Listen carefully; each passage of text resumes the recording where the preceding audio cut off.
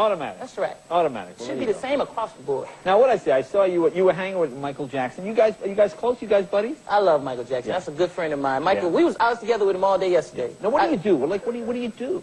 But when you with the King of Pop, you with the King of Pop, you ask him every question you ever asked him. I said, Michael, how did it feel when you popped up out of the stadium in the Rose Bowl, 200 million people? How was it? He's like, it was beautiful. It was off the hook. I was just asking questions all day long. He'd be wanting me to leave, but I don't want to go. So I said, Mike, what you do the rest of the day? He said, I got meetings with the Pope. I said, can I come to the meeting with the Pope? With the Pope. So I just asked him questions all day long. So when did you meet him? I mean, how does that hook up? He seems like such a private guy. How do you get to Well, we met a very special way, and me and Mike always talk about it. And because I always wanted to meet Mike. I used to, when I was young, everybody in the world imitated him, and I loved him as an entertainer. And I said one day, I was going to meet him. I didn't know how.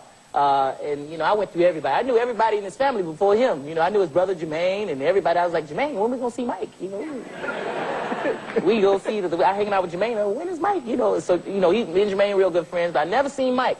So I was at the Comedy Store one night. Not the Comedy Store, but the Laugh Factory. Right. And I was performing one night, and this guy came up to me, and I thought he worked at the club, but it was this guy. He said, my kid has cancer, and he loves you as a comedian. And he's having a benefit at the Laugh Factory, and he wants you to come and perform. And I said, okay, I'll try to come, and I'll try to come, all right? But I didn't know, because I'm always busy. So just so happened, the night before, this was months later, the night before he was doing the benefit, I had showed up at the club the night before. And his father came up to me again. He said, tomorrow night is the benefit, and the kid's named Gavin.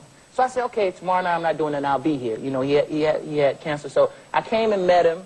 His name is Gavin, and he's a real good friend of mine. I love him to death. He said, he met me. He said, hey, Chris, how you doing? Thanks for coming. And he said, I know Michael Jackson. I was like, yeah, right, yeah, okay. How you doing? You feeling good? He said, all right, yeah, I know Michael Jackson. Then I come and find out later he really did know Michael Jackson. So he would always tell me, I said, did Michael call you today? Did you mention me? Really? When can I go to Never Never Land? He was all... He always used to talk about how he went to Never Never Land. I'm like, when you gonna take me? Well, I want you to tell Michael I want to go too. So he used to tell Michael that I know Chris Tucker, and he used to da-da-da. And finally, one day I was filming Rush Hour 2. I'll never forget this. I was in the middle of a scene, and Gavin's bad too. He's real bad, but I love him. But we was filming the scene, me and Jack, and Gavin runs on the set in the middle of the set, and he comes and he says, Michael Jackson wants to speak to you on the phone. I said, what? He said, Michael's on the phone. I said, break, cut. Jackie, do another stunt scene. I gotta go. So I went in the trailer, and Michael was on the phone, and Michael said, I love your work, and I want to meet you. And I was like, I want to meet you too. I love you too. I love you, Chris. I love you too, Michael. So we finally hooked up. He said, you come to New York, because he was working on his album. He said, you come to New York, we hook up, and so we finally met, and now it's all because of this kid, Gavin, and he's doing well now. He was, Michael was with him when he was doing chemotherapy and all that stuff, so now he's doing well. He doesn't have cancer anymore. Oh, that's great.